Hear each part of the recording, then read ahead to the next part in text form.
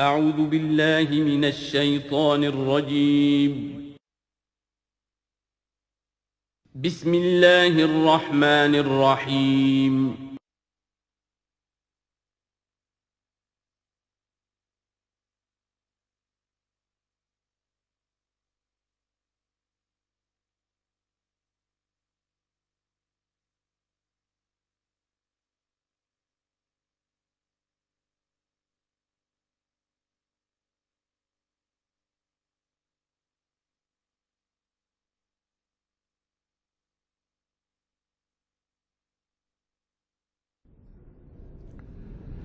بسم اللہ اولہ و آخرہ۔ پچھلی نشست میں جو گفتگو چل رہی تھی وہ فہم قرآن کے ضمن میں کچھ بنیادی اصول کہ جنہیں اگر پیش نظر رکھا جائے تو سہولت ہو جائے قرآن کے سمجھنے میں۔ 5 چیزیں بیان ہو چکی تھیں۔ نمبر 1، قرآن کا اسلوب استدلال منطقی نہیں ہے، فطری ہے، نیچرل اور خطابی ہے، انسان کو خود غور و فکر کرنے اور اپنے اندر جھانکنے کی دعوت دیتا ہے قرآن۔ ثانیاً، قرآن مجید کی آیات میں تقسیم ہے، محکمات اور متشابہات، اور سورہ آل عمران میں جہاں اس کا ذکر ہے فرما دیا گیا ہے کہ اہل ایمان کا شیوہ یہ ہونا چاہیے کہ وہ محکمات پر اپنی توجہ کو مرکوز رکھیں اور متشابہات کے بارے میں اجمالی طور پر یقین رکھیں کہ اللہ کی طرف سے ہے، یقیناً حق ہے، چاہے وہ ہماری سمجھ میں آئی ہے یا نہیں آئی۔ لیکن اس میں جو ایک براڈ تقسیم ہے وہ یہ کہ آیات الاحکام سب کی سب محکمات ہیں، مستقل، اور عالم غیب، عالم آخرہ، عالم برزخ، عالم ارواح، عالم ملائکہ، اس کے تمام امور مستقل طور پر متشابہات میں سے ہے۔ البتہ ایک تیسری کیٹیگری ہے کہ جو سائنٹیفک فینومینا کے ضمن میں ہو سکتا ہے کہ ایک شے آج متشابہات میں ہو، کل وہ محکمات میں داخل ہو جائے، جبکہ انسانی علم جو ہے وہاں تک پہنچ جائے اور اس کا ادراک کر سکے۔ نمبر 3، تفسیر زیادہ تر لفظی طور پر اور نحو اور صرف سے بحث کرتی ہے، تعویل کا مقصد ہے اصل مدلول تک پہنچنے کی کوشش کرنا۔ نمبر 4، تعویل میں عام اور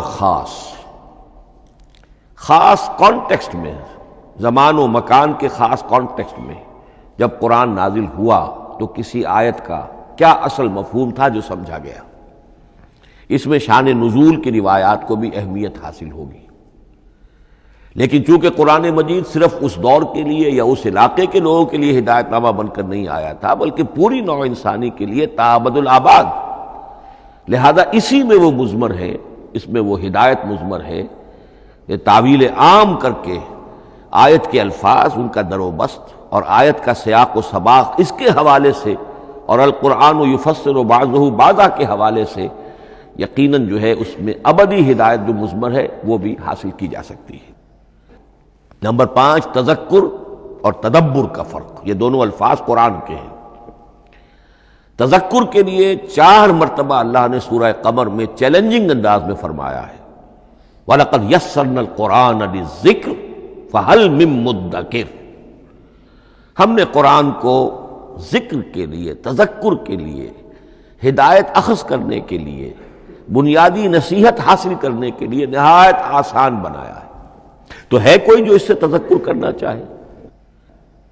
اس تذکر بالقرآن کے لیے صرف یہ کافی ہے کہ انسان عربی زبان سے اتنا واقف ہو کہ اس کا ایک براہ راست مفہوم سمجھتا چلا جائے، اور دوسری شرط لازم ہے نیت کی درستی، طلب ہدایت پیش نظر ہو، اپنے علم کی دھوس جمانا جو ہے وہ مقصود نہ ہو، تو قرآن مجید سے تذکر حاصل ہو جائے۔ تدبر کے اعتبار سے قرآن مجید مشکل ترین کتاب ہے، بلکہ میں نے اس وقت ایک غلط لفظ استعمال کر دیا تھا، دنیا کی مشکل ترین، یہ دنیا کی کتاب ہے ہی نہیں، یہ تو مشکل ترین کتاب ہے، بھائی مانا کہ اللہ تعالیٰ کے علم کامل سے اس کا نزول ہوا ہے، اس علم کا احاطہ کسی انسان کے لیے ممکن نہیں ہے۔ اسی طرح یہ قرآن ایک ایسے سمندر کے مانند ہے جس کا نہ کوئی کنارہ ہے اور نہ ہی اس کی کوئی تہہ ہے۔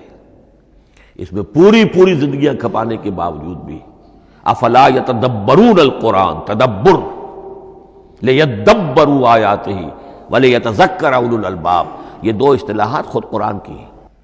میرا جو کتابچہ ہے مسلمانوں پر قرآن مجید کے حقوق، اس میں نے ان پر تفصیل سے بحث کی۔ نمبر 6، دو اعتبارات سے قرآن مجید پر غور کرنے والے کا ایٹیچیوڈ ایک دوسرے سے بالکل متضاد ہوگا۔ احکام کے حوالے سے ایک طالب علم کا رخ پیچھے کی طرف ہونا چاہیے، اسلاف نے کیا سمجھا، ان سے پہلوں نے کیا سمجھا، ان سے پہلوں نے کیا سمجھا، صحابہ نے کیا سمجھا، یہاں تک کہ اپنے آپ کو محمد الرسول اللہ کے قدموں میں پہنچا دیجیے۔ دین کا عملی پہلو، حلال اور حرام، جائز و ناجائز، یہ چیزیں آپ کو، یہ نہیں کہ آپ کو نئے زمانے کی وہ جو بھی ریسرچ ہو اس کے حوالے سے اور نئے زمانے کے سائنسی جو حقائق ہیں ان کے حوالے سے بات کریں۔ دوڑ پیچھے کی طرف ہے گردش ایام، تو پیچھے سے پیچھے، پیچھے سے پیچھے، یہاں تک کہ مصطفیٰ برسا خیش را کے دی ہم اوست اگر بہو نہ رسیدی تمام مولا۔ لیکن حکمت، سائنس اس کے حوالے سے آگے بڑھی ہے، آگے سے آگے بڑھی ہے۔ وہ تو میں عرض کر چکا ہوں کہ وہ جو فینومینا قرآن مجید میں سائنٹیفک مذکور ہیں، ان کی اصل حقیقت جو ہے وہ ہمارے اگر اسلاف کو سمجھ میں نہیں آ سکی تو بات سمجھ میں آتی ہے۔ ابھی اس علم کی سطح ہی اتنی کمزور تھی، اتنی نیچی تھی کہ ان کی اس کا ادراک ممکن نہیں تھا۔ اس میں آگے بڑھیے تو اس میں بالکل متضاد ہو گیا کہ ایک میں زمانے کا ساتھ دینے کی بجائے زمانے سے بھی آگے چلو، اور ایک میں پیچھے پیچھے پیچھے پیچھے، یہاں تک کہ محمد الرسول اللہ والذین معہ،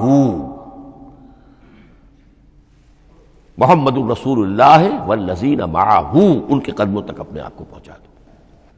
آخری شے فہم قرآن کے ضمن میں، لیکن یہ last but not the least کے مصداق ہے، یہ بات بہت صراحت کے ساتھ مولانا مودودی نے لکھی ہے تفہیم القرآن کے مقدمے میں، اور بہت اہم بات ہے، بہت اہم بات ہے، اور وہ یہ ہے کہ قرآن مجید ایک ایسی کتاب نہیں ہے جسے کوئی محقق اور ریسرچ اسکالر اپنی لائبریری میں بیٹھ کر اور ریفرنس بک سامنے رکھ کر ادھر سے ادھر اور سمجھ لے۔ اس کے سمجھنے کی شرط لازم یہ ہے کہ جو یہ راستہ دکھاتا ہے اس پر چلنا شروع کرے۔ ایک ایک قدم کے بعد قرآنی حقائق مزید منکشف ہوں گے، اور مزید منکشف ہوں گے، اور مزید منکشف ہوں گے۔ جب تک قرآن مجید کے بتائے ہوئے راستے پر آدمی چلے گا نہیں، قرآن کی اصل حقیقت اس پر کبھی منکشف نہیں ہوگی۔ چاہے تفسیر لکھ دے، وہ تو لفظوں کی بحث ہے، صرف اور نحو ہے، یا روایات ہیں، وہ جمع کر دیجئے، لیکن یہ کہ قرآن مجید کا صحیح فہم عمل کے بغیر ممکن نہیں۔ جیسے قرآن مجید میں آتا زادتہم ایمانا، ایمان بڑھتا ہے، عمل کے ذریعے سے ایمان بڑھتا ہے۔ میں اس میں ایک شے کا اضافہ کر رہا ہوں، میرے نزدیک قرآن مجید مینول آف ریولیوشن، محمد عربی صلی اللہ علیہ وسلم نے ایک عظیم انقلاب برپا کیا دنیا میں، اور ایک انقلابی جد و جہد کی ہے۔ دعوت کے قبول کرنے والوں کو منظم کرنا، ان میں سم و طاعت کی عادت پیدا کرنا، پھر ان میں تن من دھن قربان کرنے کا جذبہ پیدا کرنا، پھر ان کا تزکیہ کرنا، ان کی تربیت، پھر جب وہ تیار ہو جائیں تو باطل سے ٹکر، اور اس میں پھر جہاد اور قتال کے مراحل، تاکہ انقلاب آ گیا، اور یہ کہ جاء الحق وزہق الباطل ان الباطل کان زہوقا۔ اس جد و جہد کے ہر مرحلے پر قرآن نازل ہو رہا ہے، جو اس مرحلے کے جو مسائل ہیں، جو اس مرحلے کے پرابلمز ہیں، جو اس مرحلے کی مشکلات ہیں، ان سے بحث کر رہا ہے۔ اب اگر کوئی فرد یا کوئی گروہ اس پروسیس میں وہ داخل ہی نہیں، وہ سمجھ ہی نہیں سکتا کہ یہ جو بات کہی جا رہی ہے اس کا اصل محل کیا ہے، مقام کیا ہے، کیوں کہی جا رہی ہے۔ وہ تو جب اسی قسم کی انقلابی جد و جہد میں کوئی خود مبتلا ہوگا تو اسے معلوم ہوگا کہ یہ تھی وہ مشکل، یا یہ تھا وہ مسئلہ، یا یہ تھا وہ مرحلہ جو اس وقت کی جو جد و جہد تھی محمد الرسول اللہ والذین معہ کی، کہ اس وقت یہ آیات نازل ہوئی۔ اس طریقے سے مینول آف ریولوشن میں کہا کرتا ہوں، چونکہ ہماری جو طب کی تعلیم ہوتی ہے ان میں مینول آف ڈسیکشن سب سے پہلے جو ہے اناٹمی پڑھائی جاتی ہے، اور ڈیڈ باڈی کی ڈسیکشن ہوتی ہے، تو مینول آف ڈسیکشن جو ہے وہ پہلی کتاب ہوتی ہے جو ہمیں ملتی ہے۔ یہ ہوتا ہے، بتایا جاتا ہے یہاں ذرا شکاف دو اور یہ کھال کو کاٹو، اس کے اندر تمہیں یہ نظر آئے گا، یہ فیشیا ہے، پھر اسے اس کے اندر ایک اور شگاف دو، یہ نظر آئے گا۔ بالکل اسی طریقے سے قرآن مجید کی انگلی پکڑ کر اگر آپ چلیں گے تو پھر درجہ بدرجہ قرآن آپ پر منکشف ہوتا چلا جائے گا۔ اور اگر آپ نے اسے صرف ایک اکیڈمک ایکسرسائز بنا لیا، ایک علمی بات ہے، اس سے آگے کچھ نہیں، تو قرآن مجید کا جو اصل لب لباب ہے، جو اصل اس کا جوہر ہے، وہ کبھی منکشف نہیں ہوگا۔ اب آئیے ایک اہم موضوع، اعجاز قرآن کے وجوہ کیا ہیں۔ پہلی بات تو یہ سمجھ لیجئے کہ قرآن مجید کی حقانیت پر بنیادی طور پر دو قسم کی دلیلیں ہیں۔ ایک دلیل خارجی ہے، خارجی دلیل محمد الرسول اللہ صلی اللہ علیہ وسلم کی شخصیت اور آپ کا کارنامہ، الصادق الامین، قد لبثت فیکم عمرا، میں تمہارے مابین ایک عمر گزار چکا ہوں، تم نے مجھے دیکھا، میرا کردار دیکھا، تم نے خود مجھے الصادق اور الامین کا جو ہے خطاب دیا، تو خود حضور کی شخصیت دلیل ہے قرآن مجید کی حقانیت پر۔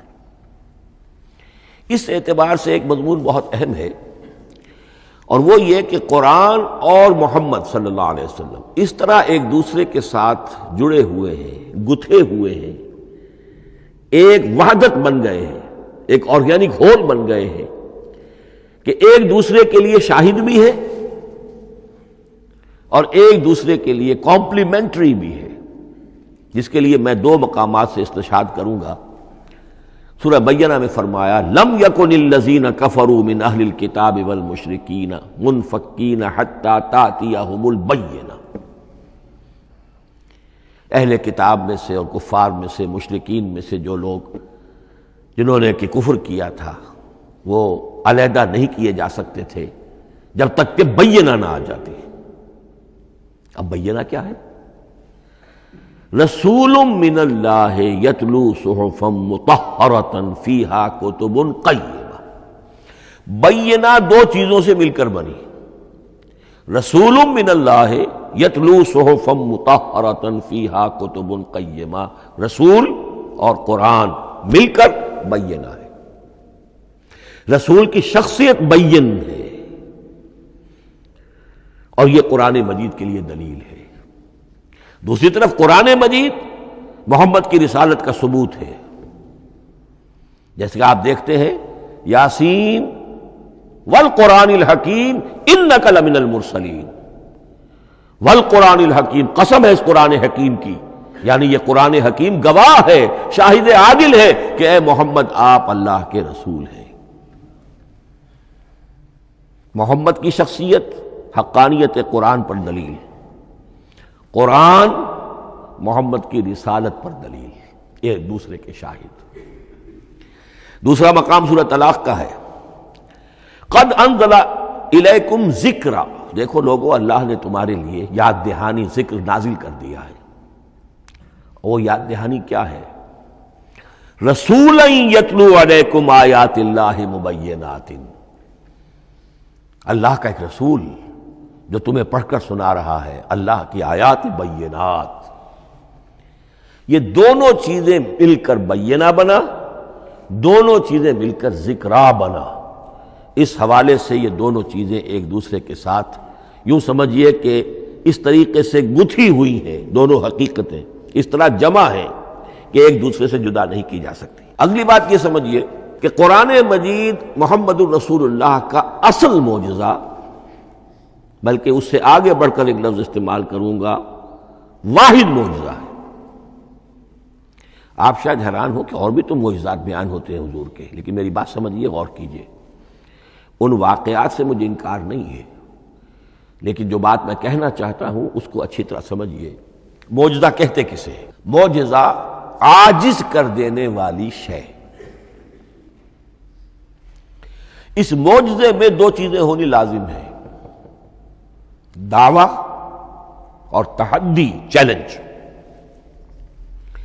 جب کہ کوئی خرق عادت کوئی شے پیدا ہو جائے، خرق عادت اسے کہتے ہیں کہ فزیکل لا ایک ہے، پانی، واٹر کیپس اٹس سرفیس، حضرت موسیٰ کا عصا اس پر لگا اور سمندر پھٹ گیا، خرق عادت ہے، یعنی جو عادی قانون ہے، عام طور پر جو قوانین طبعیہ ہیں ان کا پھٹ جانا، ختم ہو جانا، ٹوٹ جانا، اور کسی حقیقت کا اس میں سے ظاہر ہو جانا جو ان فزیکل لاز کے خلاف۔ آگ کے بارے میں قانون کیا ہے؟ وہ جلاتی ہے، لیکن یہ کہ یہ معجزہ ہے، یہ خرق عادت ہے کہ حضرت ابراہیم آگ میں ڈالے گئے، اس نے نہیں جلایا، یا نارو کونی بردن وسلام علی ابراہیم۔ تو خرق عادت کو اب دو قسموں میں آپ سمجھیے۔ ایک خرق عادت وہ ہے جو دعوے کے ساتھ پیش کیا جائے، اپنی صداقت، اپنی رسالت کی حقانیت اور صداقت کے ثبوت کے طور پر، اور اس میں چیلنج کیا جائے کہ آؤ مقابلہ کر لو۔ وہ اس رسول کا اصل معجزہ ہوتا ہے۔ ایک خرق عادت وہ ہے جو اللہ تعالیٰ اپنے نیک بندوں کی بزرگی کو ظاہر کرنے کے لیے، غیر انبیاء کے لیے بھی کرامات جنہیں ہم کہتے ہیں ہو جاتی ہے۔ بہت سے صحابہ سے وہ کرامات ثابت ہیں۔ حضرت عمر رضی اللہ تعالی عنہ کو شام کا میدان جنگ دکھا دیا گیا، یا ساریۃ الی الجبل کے الفاظ آپ نے فرمائے۔ ابھی تو ٹیلی ویژن کہیں نہیں تھا، ابھی یہ سارے وسائل و ذرائع موجود نہیں تھے، یہ خرق عادت ہے۔ غیر نبی کے لیے اسے ہم کہیں گے کہ یہ کرامات ہے۔ نبی کے لیے لفظ معجزہ اختیار کر لیا جاتا ہے، لیکن معجزہ اس کو نہیں کہنا چاہیے، اصل میں یہ بھی نبی کے لیے کرامات کے درجے کی شے ہے جو اس سے بلند ہے۔ معجزہ وہ ہے جسے کوئی نبی دلیل کے طور پر پیش کرے اور اس پر چیلنج کرے کہ آؤ اور مقابلہ کرو۔ مثلا حضرت موسیٰ علیہ السلام کو دو معجزے دیے گئے، اور اس میں سے جو سانپ بن جانا تھا لاٹھی کا، وہ معجزہ ہے جس پر چیلنج بھی آیا اور ساحروں سے مقابلہ بھی کیا، اور ساحر شکست کھا گئے، عاجز آ گئے۔ القی السحرۃ ساجدین، وہ سارے جادوگر جو ہیں فوری طور پر بے اختیار سجدے میں گر گئے۔ آمنا برب موسیٰ و ہارون، ہم ایمان لے آئے موسیٰ اور ہارون کے رب پر۔ یہ معجزہ ہے۔ اس معنی میں محمد الرسول اللہ صلی اللہ علیہ وسلم کا معجزہ صرف قرآن حکیم۔ قرآن مجید میں آپ سورہ انعام میں بھی دیکھیں گے بہت ہی شدت کے ساتھ، سورہ بنی اسرائیل میں دیکھیں گے بڑی تفصیل کے ساتھ معجزے طلب کیے گئے۔ آپ اس مکے کی سرزمین میں ابھی ہمارے دیکھتے ہی دیکھتے چشمہ نکال دیجئے، ہم مان لیں گے آپ اللہ کے رسول ہیں۔ آپ ہماری نگاہوں کے سامنے آسمان پر چڑھ کر دکھائیے، پھر وہاں سے کتاب لے کر اتریے، پھر ہم سمجھ لیں گے آپ اللہ کے رسول ہیں۔ آپ کے لیے چشم زدن میں کوئی محل سونے کا چاندی کا تیار ہو جائے، مان لیں گے آپ کو اللہ کے رسول ہیں۔ آپ اس بے آب و گیا وادی میں فوراً ایک باغ جو ہے اپنے لیے بنا کے دکھا دیں، مان لیں گے کہ آپ اللہ کے رسول ہیں۔ ایسے تمام مطالبات پر اللہ تعالیٰ کی طرف سے کوڑا جواب ملا، اللہ اس قسم کی کوئی شے نہیں دکھائے گا۔ بلکہ سورہ انعام جب ہم پڑھیں گے وہاں تو بہت ہی واقعہ یہ ہے کہ اس کو پڑھ کر رقت طاری ہوتی ہے کہ ایک موقع پر ایسا محسوس ہوتا ہے کہ حضور صلی اللہ علیہ وسلم کی طبیعت مبارکہ میں یہ خیال پیدا ہو گیا کہ اللہ کو ایسی شے ان کو دکھائی دی جائے تاکہ چپ تو ہو جائیں، نہ بھی مانیں گے چپ تو ہوں گے، ورنہ تو عوام کے سامنے ان کی دلیل مجھ پر قائم ہو رہی ہے کہ بھائی یہ رسالت کے مدعی ہے، ہم کہتے ہیں معجزہ دکھاؤ، معجزہ نہیں دکھاتے، تو پوزیشن میری جو ہے کمزور ہو رہی ہے۔ وہاں جس انداز میں اللہ نے کہا ہے، ہرگز نہیں، اے نبی اگر آپ کے اختیار میں ہے تو کہیں آسمان پر سیڑھی لگا لیجئے یا زمین میں سرنگ لگا کے کوئی معجزہ لا سکتے ہو تو لے آئیے، ہم نہیں دکھائیں گے۔ رقت طاری ہوتی ہے۔ تو حضور کا معجزہ اس معنی میں صرف ایک ہے اور وہ قرآن ہے۔ اچھا، اس کے لیے کیسے کیسے چیلنج کیے گئے؟ ام یقولون تقولہ بل لا یؤمنون فلیاتوا بحدیث مثلہ ان کانوا صادقین، سورۃ الطور۔ کیا ان لوگوں کا کہنا یہ ہے کہ یہ کلام خود محمد نے موضوع کر لیا ہے صلی اللہ علیہ وسلم؟ تو اگر ایسی بات ہے تو وہ بھی ایسا ہی کلام پیش کر دیں۔ تحدی، اس چیلنج کو کوئی قبول نہیں کر سکا۔ کم سے کم اس شرافت کا اقرار کرنا پڑتا ہے کہ اس وقت عرب قوم میں یہ شرافت تھی کہ کسی نے اٹمپٹ بھی نہیں کی، ورنہ کوئی شخص الٹی سیدھی عبارت لکھ کر لے آتا اور کھڑا ہو کر کہہ دیتا کہ ٹھیک میں کہتا ہوں یہ ہے، یہ قرآن کی طرح کا کلام ہے۔ نہیں، کسی نے نہیں کیا۔ تاریخ یہ بتاتی ہے کہ اس تحدی کا کوئی کسی نے قبول نہیں کیا۔ اسی طرح فرمایا سورہ بنی اسرائیل میں، قُلْ لَئِنِ اجْتَمَعَتِ الْإِنسُ وَالْجِنُّ عَلَىٰ أَن يَأْتُوا بِمِثْلِ هَٰذَا الْقُرْآنِ لَا يَأْتُونَ بِمِثْلِهِ وَلَوْ كَانَ بَعْضُهُمْ لِبَعْضٍ ظَهِيرًا۔ چیلنج ہے، اے نبی کہہ دیجئے اگر تمام انسان، تمام جن مل کر بھی چاہیں کہ ایسی کوئی کتاب وہ مرتب کر لے، نہیں کر سکیں گے، چاہے وہ سب کے سب ایک دوسرے کی مدد کریں۔ ہے کہ نہیں چیلنج؟ اسی طریقے سے سورہ ہود میں فرمایا، اب اس کو کہتے ہیں برسبیل تنزل، پوری کتاب نہیں لا سکتے قرآن جیسی، چلو تو 10 صورتیں لے آؤ۔ قُلْ فَاتُوا بِعَشْرِ سُوَرٍ مِثْلَهُ مُفْتَرَيَاتٍ، اے کہیے اے نبی، سورہ ہود کی آیت نمبر 13 ہے، اس جیسی کوئی 10 صورتیں لے آؤ، 114 نہ صحیح 10 صحیح۔ یہ بھی نہیں ہوا تو برسبیل تنزل اور سورہ یونس میں فرمایا، قُلْ فَاتُوا بِسُورَةٍ مِّن مِثْلِهِ، ایک سورت ہی لے آؤ۔ اور اسی کو سورہ بقرہ کے 30 رکوع میں دہرایا گیا، وَإِن كُنتُمْ فِي رَيْبٍ مِّمَّا نَزَّلْنَا عَلَىٰ عَبْدِنَا فَأْتُوا بِسُورَةٍ مِّن مِّثْلِهِ وَادْعُوا شُهَدَاءَكُم مِّن دُونِ اللَّهِ إِن كُنتُمْ صَادِقِينَ۔ لیکن نوٹ کر لیجئے کہ کسی نے یہ جرأت نہیں کی، نہ قرآن کے اس دعوے کو چیلنج کیا، نہ کسی نے مقابلے کی کوشش کی، نہ کوئی اپنی کوئی تصنیف و تالیف یا اپنا کوئی کمپوزیشن لا کر اور یہ دعویٰ کر کے کھڑا ہوا کہ جمع کر لیجئے، منصف بلا لیجئے، کوئی کمیشن بٹھا لیجئے، میرا یہ کلام بھی بالکل ہم وزن ہے اس کلام کے۔ نہیں۔ اب ہمیں دیکھنا یہ ہے کہ وجوہ اعجاز قرآن مجید کے کیا کیا ہے۔ معجزہ تو یہ ہے، حضور کا اصل معجزہ یہ ہے، لیکن معجزہ کس کس پہلو سے ہے؟ یہ ایک ایسا موضوع ہے کہ جس پر پوری تصانیف لکھی گئی ہیں۔ وجوہ الاعجاز، وجوہ اعجاز القرآن، قرآن کے معجزہ ہونے کے کون کون سے پہلو ہیں۔ اس کا واقعہ یہ ہے کہ احسان ناممکن ہے، اور جیسے جیسے زمانہ آگے بڑھے گا اس کے اور پہلو واضح ہوتے جائیں گے۔ سنوریہم آیاتنا فی الآفاق وفی انفسہم حتی یتبین لہم انہ الحق۔ لیکن یہ کہ کس کس پہلو سے یہ معجزہ ہے، چند موٹی موٹی باتیں ضرور سمجھ لیجئے۔ لغت، ادب، فصاحت، بلاغت، عذوبت، مٹھاس، اس کے اعتبار سے قرآن معجزہ ہے۔ لیکن اس اعتبار سے قرآن معجزہ ہے، یا تو تھا اپنے زمانے کے عربوں کے لیے، غیر عرب کے لیے تو نہیں تھا۔ غیر عرب جو ہے قرآن مجید کی جو بھی فصاحت و بلاغت ہے، اس کا جو لٹریری بیوٹی ہے، اس کو تو وہ اپریشیٹ نہیں کر سکتا تھا۔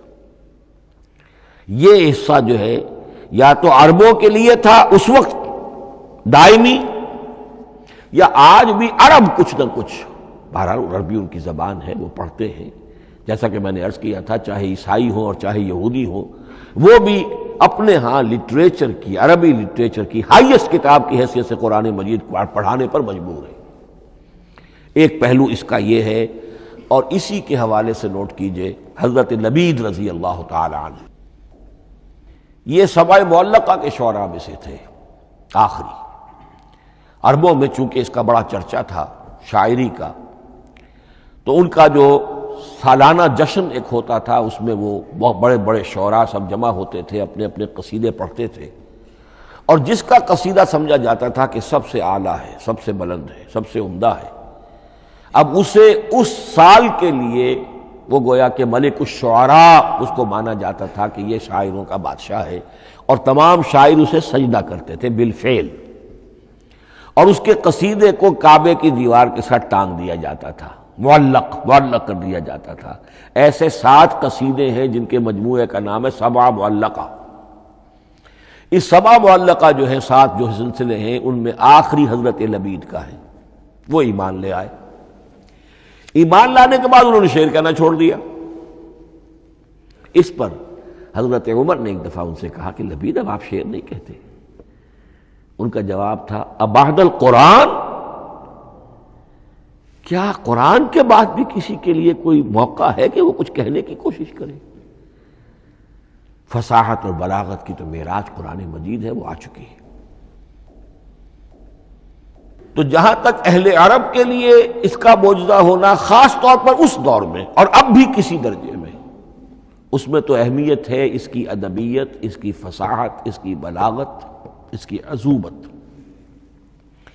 دائمی اور ابدی یہ کس اعتبار سے معجزہ ہے؟ عہد حاضر میں اور غیر عرب لوگوں کے لیے۔ نمبر 1، سائنسی حقائق کا انکشاف۔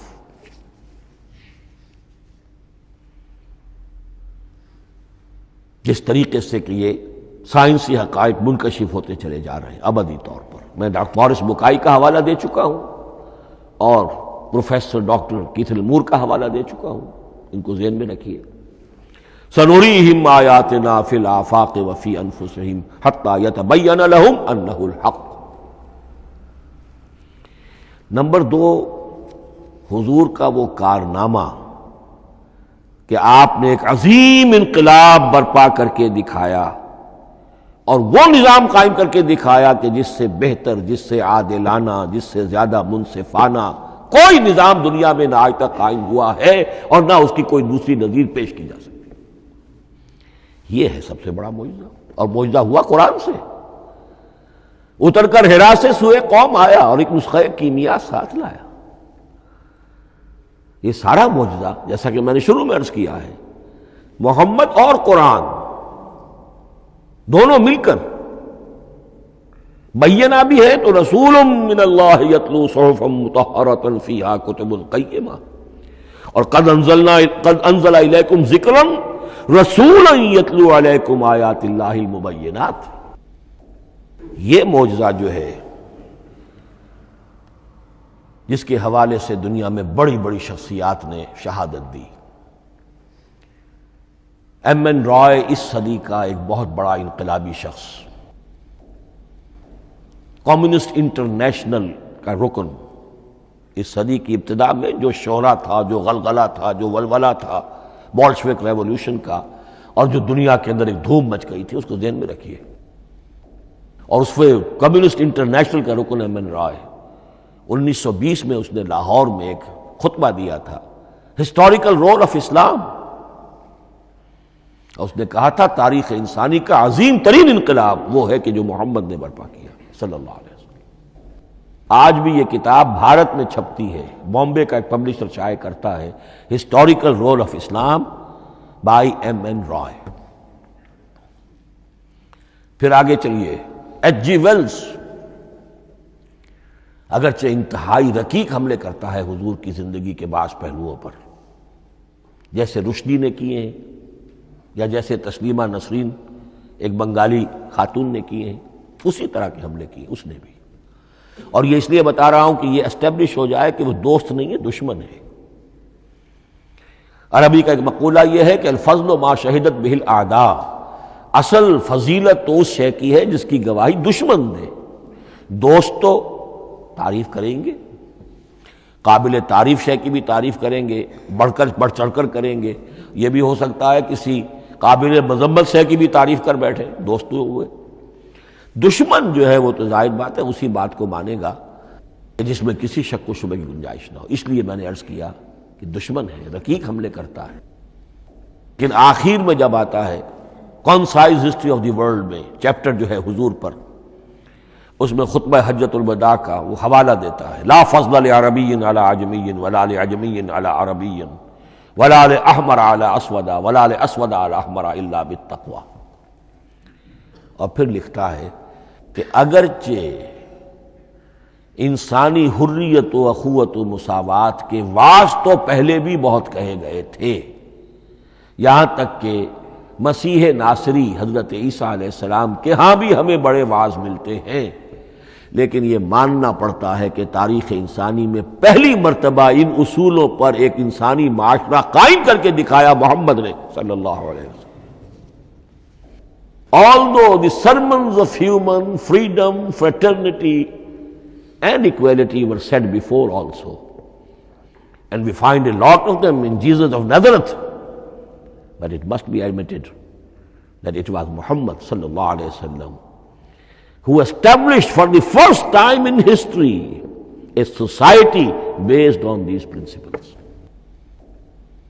اسی طرح کی گواہی آج سے تقریباً 20 سال پہلے امریکہ کے ڈاکٹر مائیکل ہارٹ نے دی. A selection and gradation of the 100 most influential personalities of human history. اور نمبر 1 پر محمد کا ذکر کر رہا ہے صلی اللہ علیہ وسلم، اور کہتا ہے naturally I owe an explanation, میں عیسائی ہوں اور ابھی تک عیسائی ہے، وہ اس کی موت کی بھی ابھی کوئی خبر نہیں آئی ہے، عیسائی ہے، لیکن یہ کہ اس نے حضور کو نمبر 1 پر رکھا، حضرت عیسیٰ کو نمبر 3 پہ لے گیا. تو naturally I owe an explanation, اور پھر ایکسپلینیشن دی ہے this is because he is the only person supremely successful in both the religious and secular fields. یہ دونوں میدان جو ہے مذہب اور روحانیت اور دوسری طرف سیاست اور حکومت اور ریاست، ان دونوں میدانوں میں بیک وقت انتہائی کامیاب انسان صرف ایک ہے، اور وہ محمد ہے صلی اللہ علیہ وسلم. یا تو آدمی اس میں اونچا ہوتا ہے، روحانیت میں ہے، دین میں ہے، اخلاق میں ہے، تو سیاست اور ریاست میں زیرو ہوگا. یا کوئی بہت بڑا بادشاہ ہے، بڑا حکمران ہے، بڑا فاتح ہے، سکندر اعظم ہے، تو وہ اخلاقیات میں اور روحانیات میں زیرو نہیں، مائنس ہوگا. یہ معاملہ کہ دونوں میں this is because he is the only person supremely successful in both the religious and the secular fields. لیکن یہ بات نوٹ کر لیجئے کہ جو تازہ ایڈیشن ہے اس کتاب کا، اس میں سے یہ پیسج نکال دیا ہے نئے جو ایڈیٹرز ہیں انہوں نے. اس کے لیے آپ کو کسی پرانے ایڈیشن سے رجوع کرنا پڑے گا، concise history of the world, اور وہ لائبریریوں میں مل جائے گا. علامہ اقبال نے اس بات کو یوں بیان کیا ہے،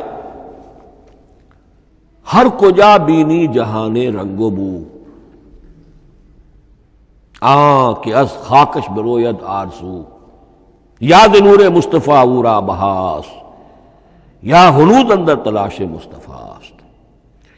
اس دنیا میں تمدن کے اعتبار سے، اخلاق کے اعتبار سے، معاشرت کے اعتبار سے کہیں کوئی خوبی اگر تمہیں نظر آتی ہے، کوئی رمق نور کی، خوبی کی، بھلائی کی، رنگ و بو، جان لو کہ یا تو وہ نور محمدی سے مستعار لی گئی ہے، اور یا ابھی تک انسان ابھی محمد کی تلاش میں ہے، ادھر جا رہا ہے، قافلہ ادھر جا رہا ہے، نوع انسانی کا چاروں ناچار ادھر جا رہا ہے. سوشل ایوولوشن کا پروسیس انسان کو افراط و تفرید کے دھکوں کے باوجود تدریجاً لے کر جا رہا ہے بحیثیت مجموعی پوری مین کائنڈ کو اسی بات کی طرف کہ جس کی طرف دعوت دی تھی محمد رسول اللہ صلی اللہ علیہ وسلم. ہر کجا بینی جہان رنگ و بو، کہ از خاکش بروید آرزو، یا ز نور مصطفیٰ اورا بہاست، یا ہنود اندر تلاش مصطفیٰ است. اسی اعتبار سے میں ایک بات اور کہہ رہا ہوں، اس پہلو سے واقعہ یہ ہے کہ میرے نزدیک اس دور میں اعجاز قرآن کی سب سے بڑی نمائندہ شخصیت، اعجاز قرآن کا سب سے بڑا مظہر علامہ اقبال کی ذات ہے. 20ویں صدی کا مفکر، فلسفی، مشرق و مغرب کے فلسفے پڑھ چکا، قدیم اور جدید فلسفہ سب کا مطالعہ کیا، اور اس کے بعد اس کو قرآن کی حقانیت پر جو یقین نظر آیا ہے، قرآن کی عظمت جس طرح اس پر منکشف ہوئی ہے،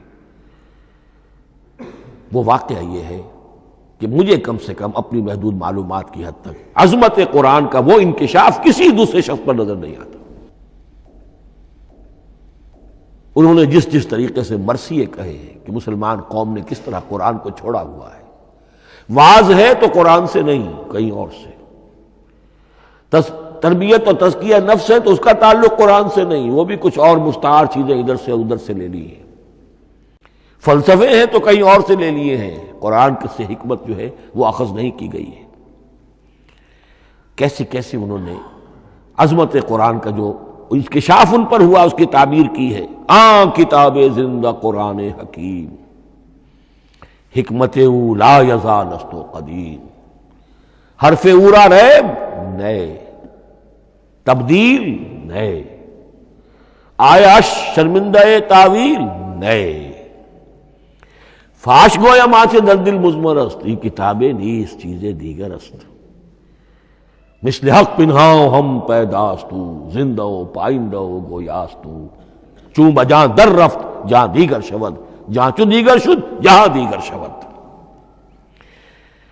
میں اس میں خاص طور پر دو اشعار آپ کو اس وقت سنانا چاہتا ہوں۔ انہوں نے حضور سے مناجات کرتے ہوئے دو اشعار کہے ہیں، اس سے آپ کو اندازہ ہوگا کہ انہیں کتنا یقین تھا کہ میرے سارے فکر کا منبع قرآن حکیم ہے۔ کہتے ہیں در دلم آئینہ بے جوہر است، اے اللہ کے رسول صلی اللہ علیہ وسلم، اگر میرا دل اس آئینے کے مانند ہے جس میں چمک نہیں ہے، ورب حرفم غیر قرآن مضمر است، اور اگر میرے پیغام میں قرآن کے سوا کوئی شے شامل ہو گئی ہے، قرآن کے سوا کوئی چیز اس میں چھپی ہوئی ہے، مضمر ہے، پردہ ناموس فکرم چاک کن، تو میرے فکر کی ناموس کے دھجیاں بکھیر دیجئے۔ پردہ ناموس فکرم چاک کن، این خیاباں راز خارم پاک کن، اس شاہراہ کو اس کانٹے سے پاک کر دیجئے، کانٹا میرا، میں کانٹے کے مانند ہوں، پھر اٹھا کر پھینک دیجئے۔ روز محشر خار و رسوا کن مرا، بے نصیب از بوسہ پاک کن مرا، قیامت کے دن مجھے ذلیل و خوار کیجیے گا اور اپنے قدموں، اپنے پائے مبارک کا بوسہ لینے سے محروم کر دیجیے گا۔ یہ اتنی بڑی بد دعا جو اقبال اپنے آپ کو دے رہا ہے، تو کس قدر یقین اسے حاصل ہے کہ اس نے قرآن کی ترجمانی کی ہے۔ اب آئیے، بہت چھوٹے چھوٹے دو اور مضمون ہیں۔ قرآن حبل اللہ ہے، اس کے کیا معنی ہے؟ حبل رسی کو کہتے ہیں، اللہ کی رسی۔ حبل من مسد، سورہ لہب میں یہ لفظ آیا ہے۔ امام راغب نے اس کی تعبیر کی ہے، استعیر للوصل ولکل ما یتوصل به الی شیء، یا تو تعلق کو حبل سے استعارہ دیا جاتا ہے، استعارے کے طور پر حبل کا لفظ کسی تعلق کے لیے استعمال ہوتا ہے، یا کسی شے تک پہنچنے کا ذریعہ، وہ حبل ہے۔ اب یہ ہمیں لفظ ملتا ہے حضرت علی رضی اللہ تعالیٰ عنہ کی روایت میں، هو حبل اللہ المتین، ترمذی میں یہ الفاظ موجود ہیں، حضرت علی سے منقول ہے رضی اللہ تعالی عنہ، یہی ہے اللہ کی مضبوط رسی۔ کیونکہ قرآن مجید میں آتا ہے وَاعْتَصِمُوا بِحَبْلِ اللَّهِ جَمِيعًا، تو حبل اللہ کون سی ہے؟ پھر یہ حضرت عبداللہ ابن عمر سے بھی ہے، یہ روایت موجود ہے رزین میں، هو حبل اللہ المتین، یہ قرآن ہی اللہ کی مضبوط رسی ہے۔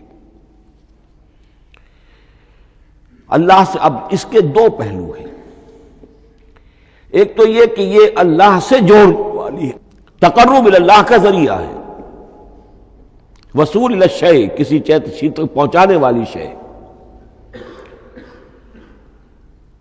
اس کا سہل ترین، اللہ کے تقرب کا سہل ترین ذریعہ، مؤثر ترین ذریعہ قرآن حکیم ہے۔ چنانچہ ترمذی میں حضرت عبداللہ ابن مسعود کا یہ قول موجود ہے، القرآن حبل اللہ الممدود من السماء الی الارض، قرآن تو اللہ کی وہ رسی ہے جو تنی ہوئی ہے آسمان سے زمین کی طرف۔ یہ ترمذی میں تو اصل میں اثر ہے، حضرت عبداللہ ابن مسعود کا قول ہے، لیکن یہ کہ زید ابن ارقم سے یہ الفاظ جو ہیں مرفوعاً کہ یہ حضور کے الفاظ ہیں، یہ بھی منقول ہے کہ حضور نے فرمایا کہ القرآن حبل اللہ الممدود من السماء الی الارض۔ اور ایک بڑی پیاری روایت ہے طبرانی کی معجم کبیر میں کہ ایک مرتبہ حضور اپنے حجرے سے برآمد ہوئے مسجد نبوی کے ایک گوشے میں دیکھا کچھ صحابہ بیٹھے ہوئے قرآن سمجھ رہے ہیں، سمجھا رہے ہیں، پڑھ رہے ہیں، مذاکرہ ہے قرآن۔ آپ کے چہرے پر بڑے بشاشت کے آثار ظاہر ہوئے، خوشی کے آثار۔ آپ چل کر تشریف لائے، پہلے ایک سوال کیا، الستم تشہدون اللہ الہ الا اللہ وانی رسول اللہ وہذا القرآن جاء من عند اللہ، کیا آپ لوگ اس کے گواہ نہیں ہیں کہ اللہ کے سوا کوئی معبود نہیں اور میں اللہ کا رسول ہوں، اور یہ قرآن خاص اللہ کے پاس سے آیا ہے؟ صحابہ کا جواب کیا ہو سکتا تھا؟ بلا یا رسول اللہ، کیوں نہیں اللہ کے رسول، ہم گواہ ہیں، اللہ کے سوا کوئی معبود نہیں، آپ اللہ کے رسول ہیں اور قرآن خاص اللہ کے پاس سے آیا ہے۔ اب آپ نے فرمایا فاستبشروا، خوشیاں مناؤ، فإن هذا القرآن طرفه بأيديكم وطرفه بيد اللہ، اس لیے کہ یہ قرآن وہ شے ہے کہ اس کا ایک سرا تمہارے ہاتھ میں ہے، ایک سرا اللہ کے ہاتھ میں۔ تو وصول الی اللہ کا مؤثر ترین طریقہ، تقرب الی اللہ کا مؤثر ترین طریقہ، سہل ترین طریقہ، شور شوق طریقہ وہ قرآن مجید ہے۔ اس اعتبار سے بھی کہ ہے ہی اللہ کی صفت، یہ ہم بحث کر چکے ہیں پہلے، اللہ کا کلام ہے، کلام صفت ہوتی ہے، اور صفت لا عین ولا غیر، یہ قرآن اللہ کا غیر نہیں ہے، ہم سمجھ نہیں سکتے، لیکن یہ کہ ہر صفت جو ہے وہ تو در حقیقت نہ عین ہے نہ غیر ہے۔ دوسری طرف یہی قرآن جو ہے حبل اللہ اس معنی میں بنتا ہے کہ مسلمانوں کو باہم جوڑنے والی شے، وَاعْتَصِمُوا بِحَبْلِ اللَّهِ جَمِيعًا وَلَا تَفَرَّقُوا، حبل اللہ کو مضبوطی کے ساتھ تھام لو، سب کے سب جمع ہو کر، یہ تمہیں تفرقے سے بچانے والی شے ہے۔ اس کی وجہ کیا ہے؟ ظاہر بات ہے کہ انسانوں جو ہے ان کے اندر اتحاد پیدا ہوگا اتحاد فکری کے نتیجے میں، فکر ایک ہو، نظریات ایک ہوں، ویلیوز ایک ہوں، مقاصد ایک ہوں، تبھی تو انسان متحد ہوں گے۔ یہ بھیڑوں کا گلہ تو نہیں ہے کہ چرواہے کی ایک لاٹھی کافی ہے ان کو جمع رکھنے کے لیے، وہ بھیڑوں کا گلہ ہے۔ انسانوں کو جمع کرنے کے لیے کوئی ایسی شے جو تمہیں ایک فکر سے، ایک نظریے سے، ایک مقصد سے، ایک نصب العین سے متصف کر دے، وہ تمہیں جوڑ دے گی۔ اور قرآن وہ شے ہے جو ایک فکر دیتا ہے، ایک خیال دیتا ہے، ایک نظریہ دیتا ہے، ایک عقیدہ دیتا ہے، ایک مقصد دیتا ہے، ایک نصب العین دیتا ہے، اللہ کے لیے جینا، اللہ کے لیے مرنا، ان صلاتی و نسکی و محیای و مماتی للہ رب العالمین، ایک آئیڈیل دیتا ہے محمد الرسول اللہ کی شکل میں، لقد کان لکم فی رسول اللہ اسوۃ حسنہ۔ اب قرآن وہ چیز ہے کہ جو تمہیں آپس میں جوڑتی چلی جائے گی، تمہارے درمیان اتحاد پیدا ہو جائے گی۔ آخری چیز، مسلمانوں پر قرآن مجید کے حقوق کیا ہیں؟ یہ صرف اشارہ کروں گا اس لیے کہ اس پر میرا کتابچہ موجود ہے، اور اس کتابچے کو اللہ تعالیٰ نے بہت قبول عام عطا فرمایا۔ اس کا انگریزی ترجمہ کیا ایک صاحب نے، از خود کیا، خود ہی ٹائپ کیا، خود ہی چھپوایا۔ عربی ترجمہ ایک صاحب نے کیا، خود کیا۔ فارسی ترجمہ ایک صاحب نے کیا، خود کیا، بغیر کسی معاوضے کے۔ ملیشیا میں وہ چھپ چکا ہے، لاکھوں کی تعداد میں عام ہو چکا ہے۔ پھر میں نے ایک موقع پر 1970 میں رمضان مبارک کے دوران آخری عشرے میں مولانا بن نوری رحمۃ اللہ علیہ تشریف لائے ہوئے تھے مدینہ منورہ، اور میں نے بھی وہ پورا رمضان مبارک اس سال وہیں کیا تھا۔ میں نے ان کو دیا تھا کہ آپ دیکھیے اس میں کوئی غلطی ہو تو مجھے بتا دیجئے، میں اسے بڑے پیمانے پر شائع کرنا چاہتا ہوں۔ انہوں نے حالت اعتکاف میں مسجد نبوی میں پڑھا ہے، صرف ایک جگہ ایک جملے میں انہوں نے اصلاح تجویز کی، وہ میں نے کر دی۔ اس اعتبار سے اب یہ کتابچہ جو ہے مصدقہ ہے مولانا محمد یوسف بن نوری رحمۃ اللہ علیہ کا۔ اس میں اللہ تعالیٰ نے جو بات مجھ سے کہلوا دی تھی، تقریباً 30 سال پہلے کی بات ہے، ہر مسلمان پر قرآن مجید کے 5 حقوق حسب استعداد و توفیق عائد ہوتے ہیں۔ پہلے یہ کہ اس پر ایمان ہو جیسا کہ ایمان کا حق ہے، صرف زبانی ایمان نہیں، دل سے یقین کہ یہ اللہ کا کلام ہے۔ اور اس کا نتیجہ کیا ہوگا؟ پھر عظمت اس کی پیدا ہوگی، ایمان و تعظیم، یہ پہلا حق ہے۔ تلاوت و ترتیل، اس کو پڑھے جیسے کہ پڑھنے کا حق ہے، پھر سمجھے جیسے کہ سمجھنے کا حق ہے، تذکر و تدبر، پھر عمل کرے، انفرادی طور پر بھی اجتماعی طور پر بھی۔ انفرادی طور پر جو آپ کی زندگی کے معاملات ہیں وہ آپ قرآن کے مطابق طے کریں، قومی سطح پر حکومت اور ریاست اور قانون اور سیاست، اس کے سارے تقاضے قرآن کے مطابق پورے ہوں، اور آخری یہ کہ اس قرآن کو پہنچائیں اور عام کریں، جس کے لیے حضور نے اس حد تک اس میں عمومیت کر دی ہے کہ بلغوا انی ولو آیۃ، پہنچاؤ میری جانب سے خواہ ایک ہی آیت پہنچاؤ، میرا کوئی امتی اس سعادت سے بالکل محروم نہ رہ جائے۔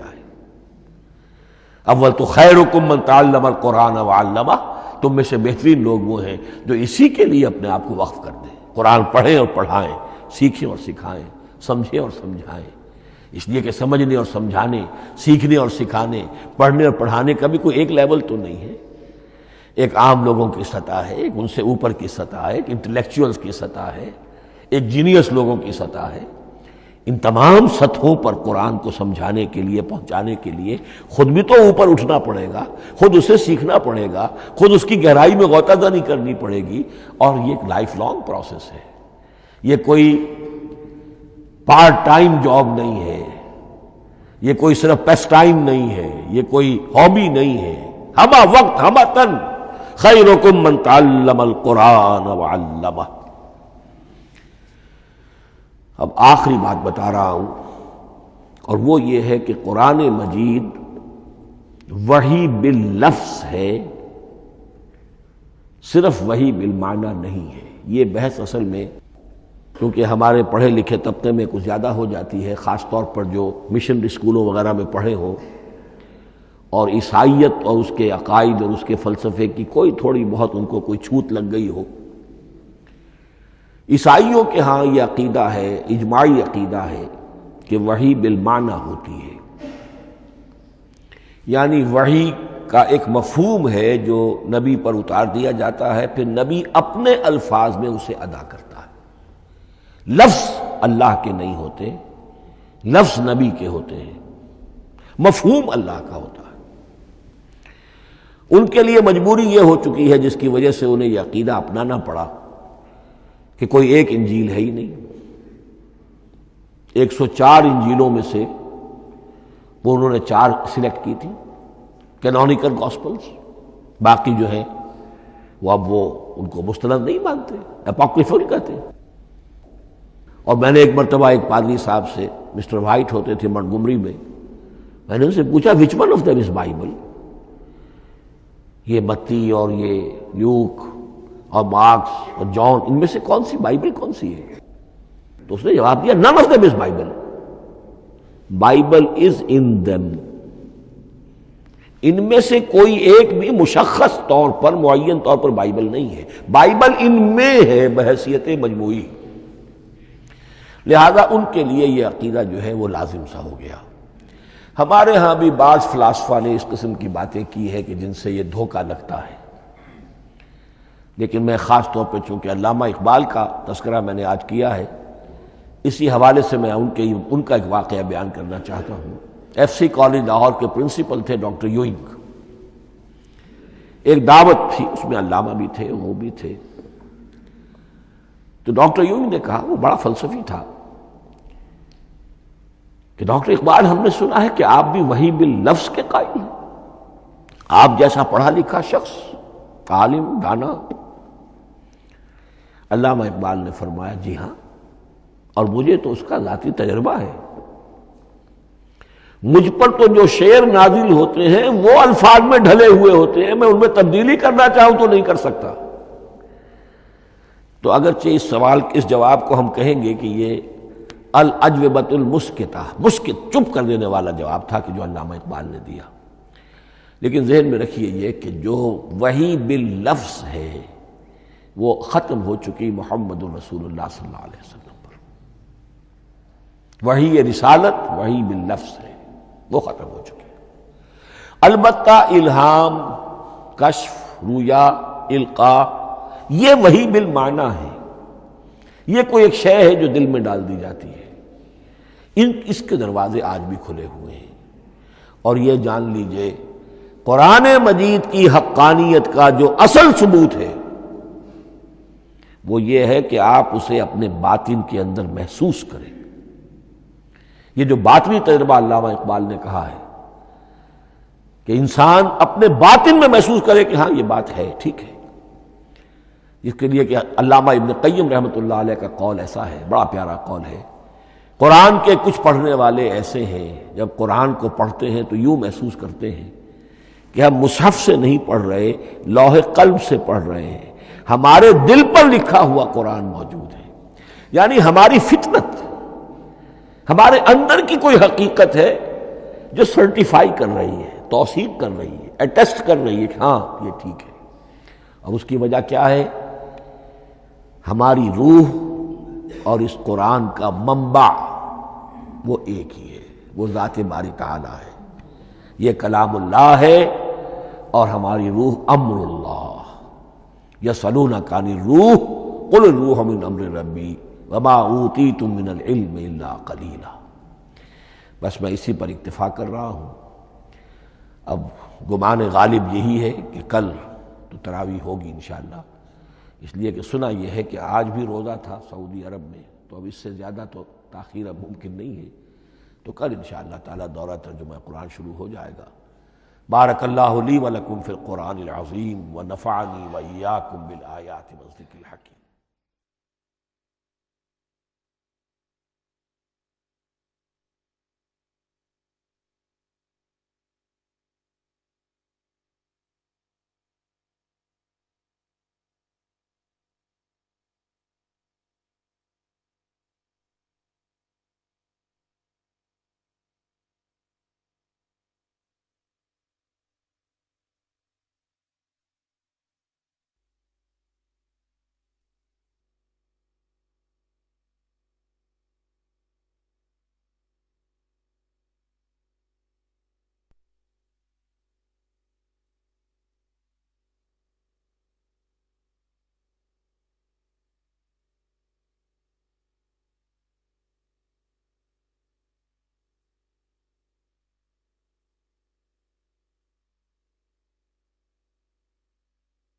أعوذ بالله من الشيطان الرجيم. بسم الله الرحمن الرحيم.